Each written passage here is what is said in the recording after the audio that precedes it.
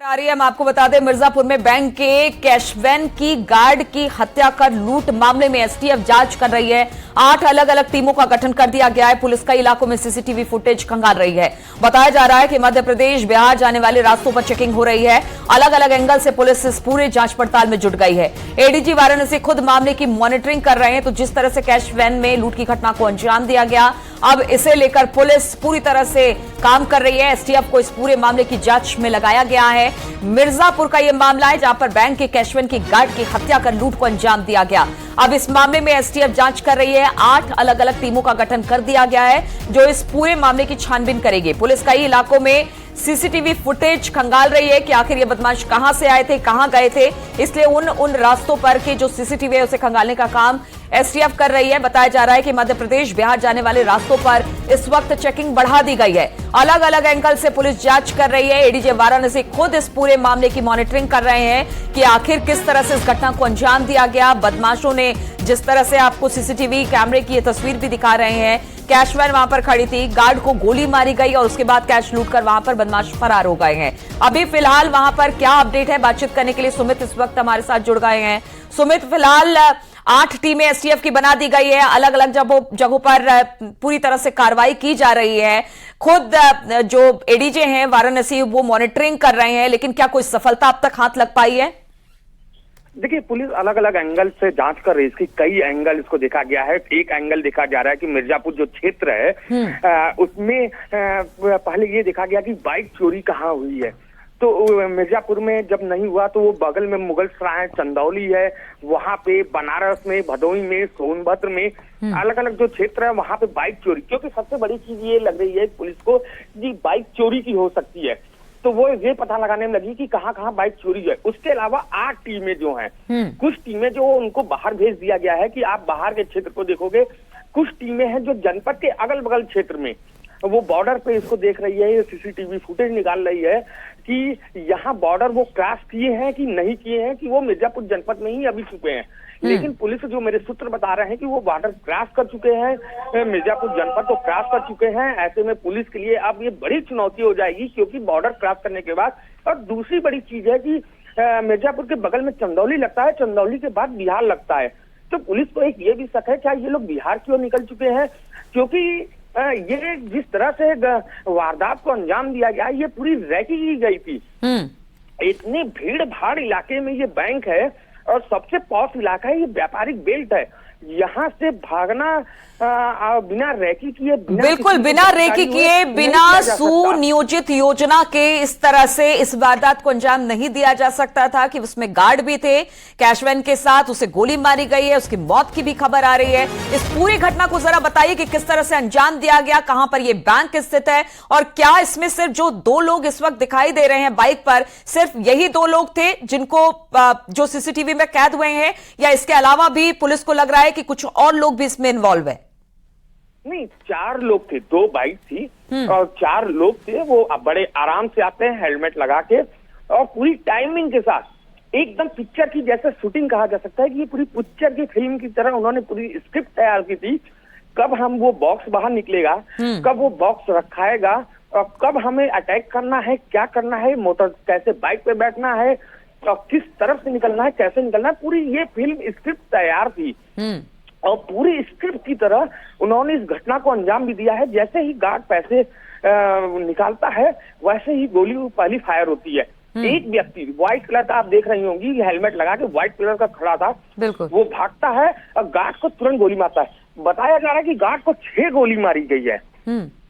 हालांकि इसकी अभी पुष्टि नहीं हुई है, लेकिन जो मेरे सूत्र बता रहे हैं कि 6 गोली गार्ड को लगी थी। और गार्ड जो है मौके पे दम तोड़ देता है। जो सामने आ रहा था, जैसे एक आपने सीसीटीवी फुटेज भी देखा होगा कि एक बाइक सवार था, उससे धक्का लगता है तो तुरंत वो बाइक सवार को, अनजान व्यक्ति था, वो बाहर से आ रहा था, अपना किसी काम से जा रहा था, तो उसको तत्काल उसको गोली मार देते हैं। तो जो भी रास्ते में आ रहा था, जैसे बताया गया कि एक युवक जब इस घटना दे रहा था तो ऊपर से फोटो खींचने की कोशिश की है, तो बाइक सवार रुकते हैं, उसको धमकाते हैं। तो पूरी एक स्क्रिप्ट जैसे थी, बिल्कुल। तो सुनियोजित और प्लानिंग के साथ ये बदमाश पहुंचे थे कैश वैन की गाड़ी को लूटने के लिए अंजाम भी दे दिया गया है। लेकिन अब एसटीएफ को इस पूरे मामले की जांच सौंप दी गई है, 8 टीमें बना दी गई है और जहां जहां इन बदमाशों के भागने की संभावना है उन हर इलाकों में अब एसटीएफ छापेमारी कर रही है, जांच कर रही है और जल्द से जल्द पकड़ने का दावा भी कर रही है। और साथ ही पुलिस, जो बड़े पुलिस के अधिकारी हैं, वो भी इस खबर पर नजर बनाए हुए हैं। आगे भी इस पर आपसे सुमित अपडेट लेंगे। फिलहाल बहुत बहुत शुक्रिया हमारे साथ जुड़ने के लिए। और उत्तर प्रदेश के मिर्जापुर में बेलतर नाम के इलाके में 35 लाख रुपए की लूट की वारदात सामने आई है। 2 बाइक सवार होकर आए 4 बदमाशों ने ताबड़तोड़ फायरिंग की। कैश वैन में सुरक्षा में लगे दोनों गार्ड्स को निशाना बनाकर गोलियां चलाई गई। एक गार्ड की मौके पर ही मौत हो गई, जबकि 3 लोगों के जख्मी होने की खबर है।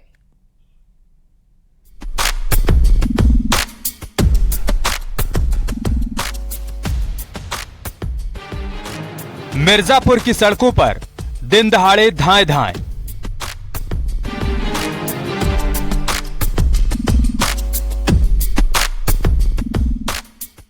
फिल्मी स्टाइल में 35 लाख की लूट।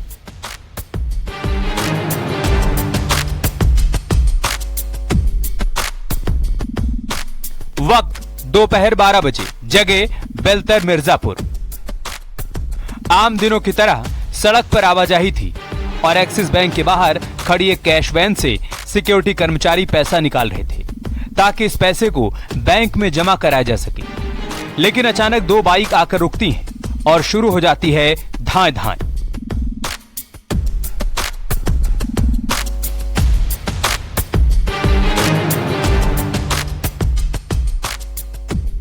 यूपी के मिर्जापुर में बेलतर नाम के इलाके में 35 लाख रुपए की लूट की वारदात सामने आई है।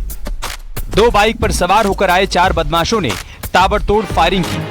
कैश वैन की सुरक्षा में लगे दोनों गार्ड्स को निशाना बनाकर गोलियां चलाई गई। एक गार्ड को एक के बाद एक 5 गोली लगी और वो मौके पर जान गंवा बैठा। वहीं एजेंसी के एक कर्मचारी और दूसरे गार्ड को घायल हालत में अस्पताल में भर्ती कराया गया। देखिए, एक हमारे यहाँ थाना कोतवाली कटरा में डंकिनगंज में एक एक्सिस बैंक की जस्ट सामने एक कैश वैन को लूटने का प्रयास किया गया है, जिसमें कि 4 बदमाश जो कि 2 मोटरसाइकिलों पर आते हैं और जो कैश वैन का गार्ड है और जो उसके अंदर 2 और लोग बैठे थे उन पर वो गोली चलाते हैं। चूँकि इन दोनों लोगों ने उनको रेसिस्टेंस ऑफर किया था तो उन्होंने इन पर गोली चलाई और तीनों को इलाज के लिए अस्पताल में तत्काल भर्ती कराया गया, जिसमें कि गार्ड की डेथ हो गई है। सीसीटीवी तस्वीरों में साफ दिखाई दे रहा है कैसे बदमाश बेधड़क बीच बाजार फायरिंग शुरू करते हैं। कैश वैन से पैसों से भरा बक्सा उठाते हैं और हथियार लहराते हुए भरे बाजार के बीच से फरार हो जाते हैं।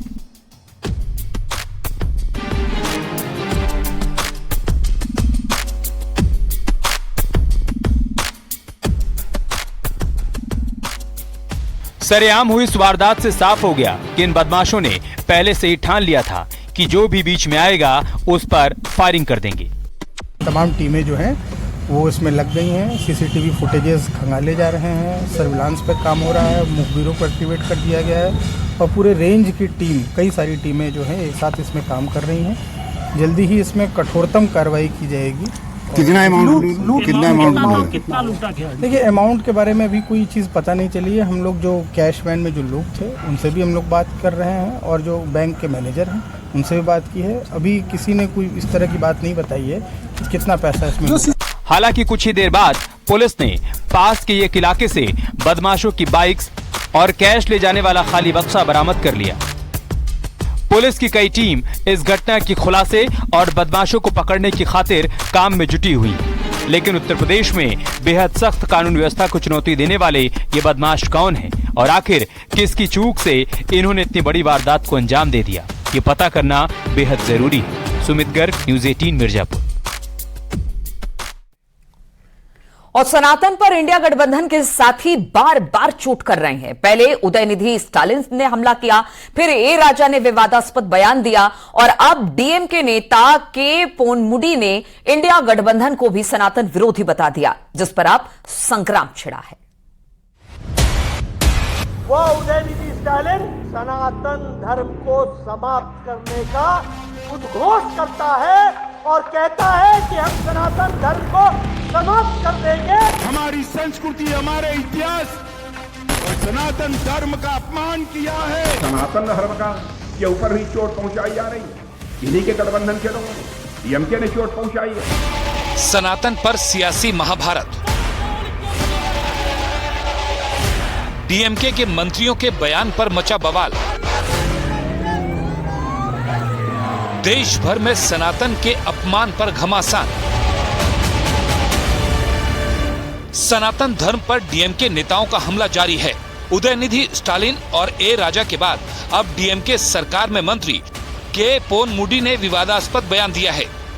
जूनियर स्टालिन के बाद मंत्री पोनमुडी ने बयान देते हुए कहा कि आईएनडीआईए गठबंधन को सनातन धर्म के सिद्धांतों के खिलाफ लड़ने के लिए बनाया गया है। इतना ही नहीं, उन्होंने बड़ा दावा करते हुए कहा कि गठबंधन में सहयोगी दलों में मतभेद हो सकते हैं, लेकिन सनातन धर्म के खिलाफ लड़ाई में सभी दल एकजुट हैं। இந்தியா எங்களுக்குள் கருத்து வேறுபாடுகள் இருக்கலாம், ஆனால் இந்த சனாதனத்தை எதிர்க்க வேண்டும் என்பதிலே யாருக்கும் எந்த வேறுபட்ட கருத்தும் இல்லை. இதிலே இருப்பவர்கள் எல்லாம் சமத்துவத்தை உருவாக்க வேண்டும், மத சிறுபான்மை சமுதாயத்தை காப்பாற்ற வேண்டும், ஆண் பெண் சமத்துவத்தை காப்பாற்ற வேண்டும், இந்த சமூக சிந்தனையோடு இந்த இயக்கத்தை உருவாக்க வேண்டும் என்பதுதான் இன்று 26 கட்சிகள் உருவாகி இருக்கிற இந்த இந்தியா கூட்டணியினுடைய நோக்கம். அவை வந்திருக்கிற நீங்கள் எல்லாம் इससे पहले उदयनिधि स्टालिन, फिर प्रियांक खड़गे और ए राजा, उसके बाद डीएमके के मंत्री के पोनमुडी, जो इन दिनों सनातन पर दिए गए विवादास्पद बयान की वजह से विवाद में हैं। दक्षिण भारत की सियासत के इन तीन चेहरों पर सनातन विरोधी होने की छाप लग गई है, जिसकी शुरुआत कहीं न कहीं तमिलनाडु सरकार में मंत्री उदयनिधि स्टालिन ने की। தலைப்பே மிகவும் சிறப்பாக அமைந்திருக்கின்றது. சனாதன எதிர்ப்பு மாநாடு என்று போடாமல் சனாதன ஒழிப்பு மாநாடு என்றும் நீங்கள் இதை போட்டிருக்கிறீர்கள், இதை அழைத்திருக்கிறீர்கள், இந்த நிகழ்ச்சிக்கு பெயரிட்டீர்கள். அதற்கு என்னுடைய வாழ்த்துக்கள். சிலவற்றை நாம் ஒழிக்கத்தான் வேண்டும், எதிர்க்க முடியாது. கொசு, டெங்கு காய்ச்சல், மலேரியா, கொரோனா, இதையெல்லாம் நம்ம எதிர்க்க கூடாது, ஒழித்து கட்ட வேண்டும். அப்படிதான் இந்த சனாதனம். சனாதனம் என்பதை எதிர்ப்பதை விட ஒழிப்பதே நாம் செய்ய வேண்டிய முதல் காரியமாகும். எனவே இந்த மாநாட்டிற்கு மிக பொருத்தமான தலைப்பு வைத்திருக்கிறீர்கள், அதற்கு என்னுடைய பாராட்டுகள். जूनियर स्टालिन के बयान से एक तरफ जहां विपक्षी गठबंधन के कुछ दलों ने किनारा कर लिया, तो वहीं उनके बयान के समर्थन में उनके पार्टी के नेता खड़े होते दिखाई दिए। மலேரியா போல டெங்கு போல ஒழிக்க வேண்டும் என்று. மலேரியாவுக்கும் டெங்குக்கும் சோசியல் ஸ்டிக்மா இல்ல, அது ஒரு அருவருப்பா சமூகம் பார்க்காது. அருவருவாக பார்க்கிற ஒரு சனாதனத்தை சொல்லணும்னா முறைப்படி ஒரு காலத்துல தொழுநோய் இருந்தது. करीब 8 दिन पहले ये विवाद उदयनिधि स्टालिन के बयान से शुरू हुआ था, जिसने सियासी रंग पकड़ा, लेकिन बीच में ठंडा पड़ने के बाद एक बार फिर सियासत का हथियार बन गया। और अब जब डीएमके के एक और मंत्री ने विवादास्पद बयान दिया है और उससे गठबंधन को भी जोड़ दिया है, तो बीजेपी के खेमे से भी हमले होने शुरू हो गए हैं। राजस्थान में बीजेपी की परिवर्तन यात्रा के दौरान गजेंद्र सिंह शेखावत ने भी करारा हमला बोला। जो सनातन के विरोध में बात करेगा, उस हर बोलने वाली शब्द बोलने वाली जबान को हम खींच करके बाहर निकाल देंगे। जो सनातन की तरफ आंख उठा करके देखेगा, उस उठने वाली हर एक आंख को हम उंगली डाल करके आपको बाहर निकाल देंगे। हम चुनौती देते हैं कि सनातन के विरुद्ध बात करने वाला कोई भी व्यक्ति इस देश में जो है अपनी राजनीतिक ताकत और हैसियत बना करके नहीं रख पाएगा। आईएनडीआईए गठबंधन सनातन के विवाद में घिर गया है और इसकी सबसे बड़ी वजह है कि इस मामले पर बाकी दलों ने अभी तक अपनी स्थिति स्पष्ट नहीं की है। यही वजह है कि बीजेपी को विपक्षी दलों के साथ साथ खास तौर पर राहुल गांधी और सोनिया गांधी को घेरने का मौका मिल गया है।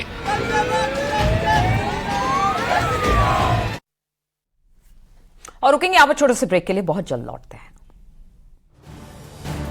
आप देख रहे हैं न्यूज़ 18 उत्तर प्रदेश उत्तराखंड।